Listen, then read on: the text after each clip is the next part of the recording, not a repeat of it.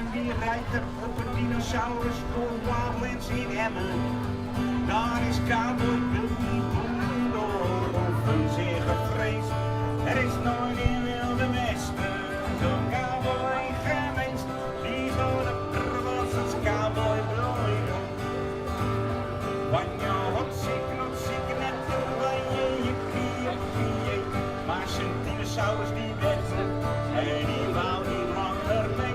Maar hij moest de boel vervangen, dus kwam hij een ander beest.